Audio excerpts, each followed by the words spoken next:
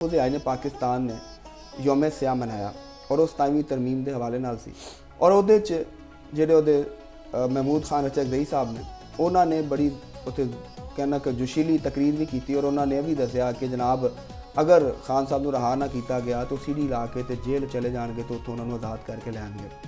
ਤੇ ਇਹ ਬਹਰਹਾਲ ਕੱਲ ਚੋਈ ਸਾਹਿਬ ਤੇ ਕਹਿ ਰਹੇ ਸਨ ਕਿ ਇਹ ਬੜਾ ਕੋਈ ਸਿਆਸੀ ਮਾਹੌਲ ਠੰਡਾ ਹੈ ਤੇ ਅਚਕਜ਼ਈ ਸਾਹਿਬ ਜਿਹੜੇ ਨੇ ਉਹ कुछ भी इस मामले कर नहीं सकेंगे, लेकिन वो तो सीढ़ी ला के तो जेल च भी टपना चाह रहे हैं। तो चोई साहब को लिए पूछना है कि चोई साहब कल तो तुम क्या कि सारे ठंडा के इन्ना को होना कुछ नहीं, तो वो तो उन्होंने जोश ही जगाता है, कहते हैं मैं तो आप सीढ़ी ला के चले जाना जेल च। वो गल है कि उन्होंने बड़ी गर्मी तो पैदा करने की बड़ी कोशिश की है और थोड़ी जी गर्मी आई भी है, मैं भी महसूस कर रहा कर रहे ना थोड़ी जी गर्मी की है, सियासी माहौल जो है ना उन्होंने गर्मा गर्म उन्होंने किया है।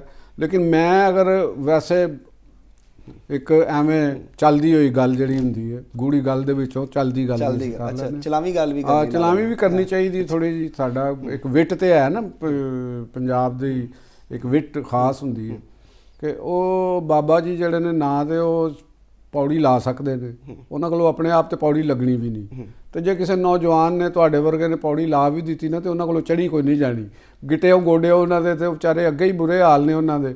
तो उन्होंने फिर अगर पौड़ी चढ़ भी गए ना तो उन्होंने पौड़ी उतारेगा कौन?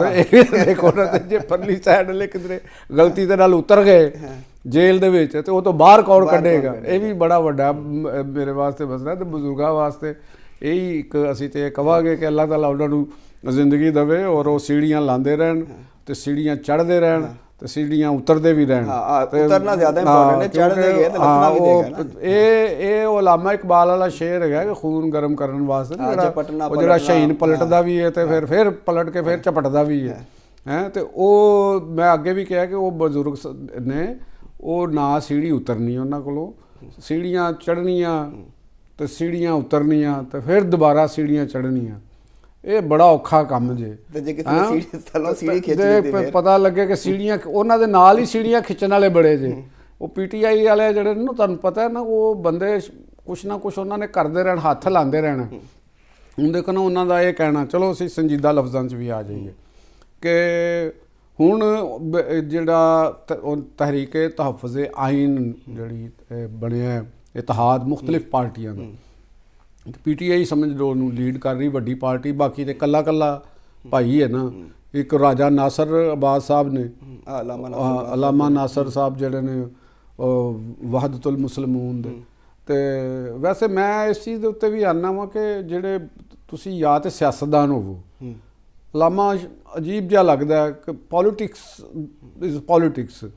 तुसी जिसले सियासी गल कर रहे होंदे तो फिर तुहाडे नाल अलामा नहीं लाना चाहिए, राजा नासर अब्बास साहब ही लफज होना चाहिए, क्योंकि तुसी कोई मजहबी वाज थोड़ा कर रहे होंदे हो। लेकिन जो सब वो देखो ना जिन्ना को PhD है तो अपना डॉक्टर भी ला लैंदा ते ये भी उंज दा ही काम जे। ते एक ओ ने ओ एक तुहानूं मैं दस्सिया ही है कि उन्हां दा एक जिहड़ा वोट बैंक है या जिस चीज़ जिहड़े लोकां नूं या जिस तहरीक दी वो नुमाइंदगी कर रहे ने वो मसलक दी बुनियाद उत्ते ही है।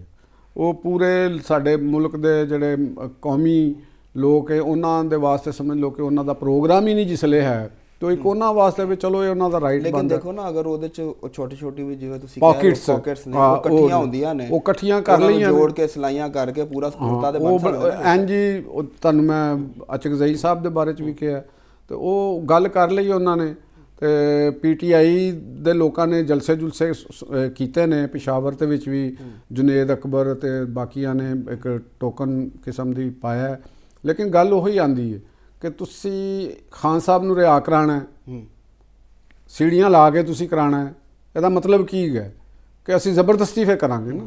मतलब जेल ते हमला हो जाता ना, मतलब तो यहो ही है ना। असीं ते लाइटर मूड दे विच एक चलो उहनूं डिफ्यूज़ कीता उस गल नूं कि भी चलो, लेकिन इहदा मतलब यह है कि अगर रिहा ना होया मतलब कहण दा है कि अगर कानून ने रिहा ना किया किसी एक बंदियां दे उत्ते केस ने केसिस चल रहे हैं ना, वो मानते ही नहीं, वो कहते कानूनी है ही मामला। अदालत कानून तुहाडे या मेरे मनण नाल ते नहीं ना होना।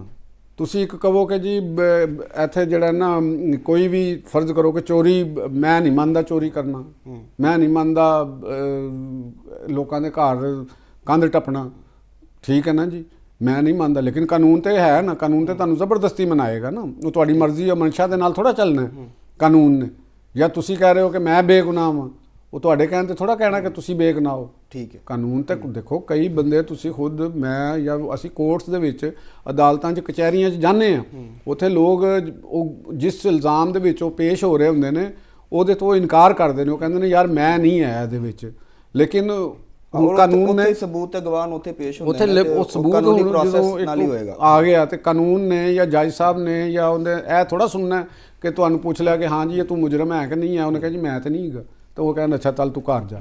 ਇਸ ਤਰ੍ਹਾਂ ਥੋੜਾ ਹੋਣਾ ਹੁੰਦਾ, ਉਹ ਤੇ ਕਾਨੂੰਨ ਦਾ ਇੱਕ ਪ੍ਰੋਸੈਸ ਹੈ, ਉਹਦੇ ਵਿੱਚ ਨਿਕਲਣਾ ਹੁੰਦਾ। ਤੇ ਕਹਿੰਦੇ ਨਾ ਸਿਆਸੀ ਕੇਸ ਵੀ ਹੁੰਦੇ ਨੇ, ਫਿਰ ਸਿਆਸਤਦਾਨ ਅਗਰ ਸਿਆਸੀ ਜਲਸਿਆਂ 'ਚ ਆਪਣੀ ਇਹ ਸਿਆਸੀ ਗੱਲਾਂ ਨਹੀਂ ਕਰਨਗੇ, ਆਪਣੇ ਲੀਡਰਾਂ ਨੂੰ ਜ਼ਿੰਦਾ ਨਹੀਂ ਰੱਖਣਗੇ, ਤੇ ਫਿਰ ਮਾਮਲਾਤ ਕਿਵੇਂ ਚੱਲਣਗੇ, ਆਵਾਮ ਨੂੰ ਕਿਵੇਂ ਮੁਤਹਰਕ ਰੱਖਣਗੇ? ਨਹੀਂ ਤੇ ਉਹ ਆਪਣੇ ਲੋਕਾਂ ਨੂੰ ਕਰਨਾ ਸੀ। ਤੇ ਮੈਂ ਤੇ ਪਹਿਲੇ ਵੀ ਤੁਹਾਨੂੰ ਕਿਹਾ, ਯਾਦ ਹੋਵੇ ਨਾ ਕਿ ਮੈਂ ਗੱਲ ਤੁਹਾਨੂੰ ਪਹਿਲੇ ਪ੍ਰੋਗਰਾਮਾਂ 'ਚ ਵੀ ਕਿਹਾ ਕਿ ਤੁਸੀਂ ਫਰਜ਼ ਕਰੋ PTI ਨੇ ਜਾਂ ਤਹਿਰੀਕੇ ਤਹਫ਼ੁਜ਼ ਆਇਨ ਨੇ ਜਿਹੜੀ ਆਪਣੀ ਯੌਮ ਸਿਆਹ ਮਨਾਇਆ ਕਿ ਜੀ ਉਹਨਾਂ ਦੀ ਸਿਸਟਰਸ ਨੂੰ ਮੁਲਾਕਾਤ ਨਹੀਂ ਕਰਨ ਦਿੱਤੀ, ਤੇ ਅਸੀਂ ਜਿਹੜਾ ਉਹ 27ਵੀਂ ਆਇਨੀ ਤਰਮੀਮ ਨੂੰ ਨਹੀਂ ਮੰਨ ਰਹੇ, ਤੇ ਆਇਨ ਅਸੀਂ ਅਸਲੀ ਸ਼ਕਲ 'ਚ ਬਹਾਲ ਕਰਨਾ ਹੈ। ਉਹਨਾਂ ਦੇ ਮੁਤਾਲਬੇ ਨੂੰ ਕਿਸੇ ਨੇ ਰੋਕਿਆ ਤਾਂ ਨਹੀਂ ਗੱਲ, ਲੇਕਿਨ ਗੱਲ ਹੈਗੀ ਕਿ ਤੁਸੀਂ ਅਗਰ ਤਹਿਰੀਕ ਚਲਾਣੀ ਹੈ ਤੇ ਯਾਰ ਕੁਝ ਸਾਨੂੰ ਪਤਾ ਲੱਗਣਾ ਚਾਹੀਦਾ ਨਾ। ਅਸੀਂ ਕਹਿੰਦੇ ਕਿ ਭਾਈ ਜਾਨ ਕੁਝ ਕਰੋ, ਕੁਝ ਥੋੜਾ ਜਿਹਾ ਹਿਲਜੁਲ ਹੋਵੇ, ਜਿਹਨੂੰ ਤੁਸੀਂ ਗਰਮੀ ਕਹਿ ਰਹੇ ਹੋ, ਇਹ ਤੇ ਗਰਮੀ ਨਹੀਂ ਹੈ ਨਾ। ਤੁਹਾਨੂੰ ਗਰਮੀ ਠੀਕ ਠਾਕ ਮਹਿਸੂਸ ਹੋਵੇ ਤਾਂ ਕਿ ਤੁਸੀਂ ਗਰਮੀ ਪੈਦਾ ਕਰੋਗੇ ਤੇ ਫੇਰ ਹੈਗਾ ਨਾ, ਤੇ ਇਹ ਗੱਲਾਂ ਦੇ ਨਾਲ ਤੇ ਨਹੀਂ ਨਾ ਇਹ ਗਰਮੀ ਆ ਜਾਣੀ। ਲਾਹੌਰ 'ਚ ਤੁਹਾਨੂੰ ਕੋਈ ਜਲੂਸ ਨਜ਼ਰ ਆਇਆ, ਹੋਰ ਪਾਸੇ ਕਿਧਰੇ ਨਜ਼ਰ ਆਇਆ, ਪਿਸ਼ਾਵਰ 'ਚ ਗਵਰਨਮੈਂਟ ਹੈਗੀ ਹੈ, ਉੱਥੇ ਕਮ ਸੇ ਕਮ ਪੂਰਾ KP ਬੰਦ ਤੇ ਹੋਵੇ, ਪਤਾ ਤੇ ਚੱਲੇ, ਆਪੇ ਹੀ ਬੰਦ ਕਰ ਲੈਣ।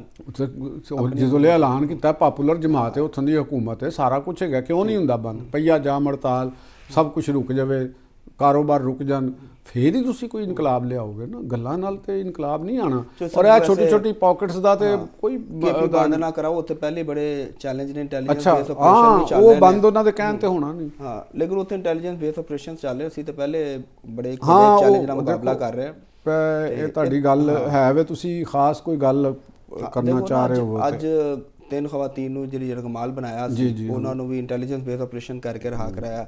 ਕੱਲ ਵੀ ਉਹਨਾਂ ਨੇ ਅਮਨ ਕਮੇਟੀ ਦੇ ਦਫ਼ਤਰ 'ਤੇ ਹਮਲਾ ਕਰ ਦਿੱਤਾ, ਠੀਕ ਹੈ, ਉੱਥੇ 'ਚ 7 ਸ਼ਹੀਦ ਹੋ ਗਏ ਨੇ, ਤੇ ਖਾਰਿਜ ਵੀ ਅਸੀਂ ਕਰੀ ਜਾ ਰਹੇ, ਮਾਰੀ ਜਾ ਰਹੇ।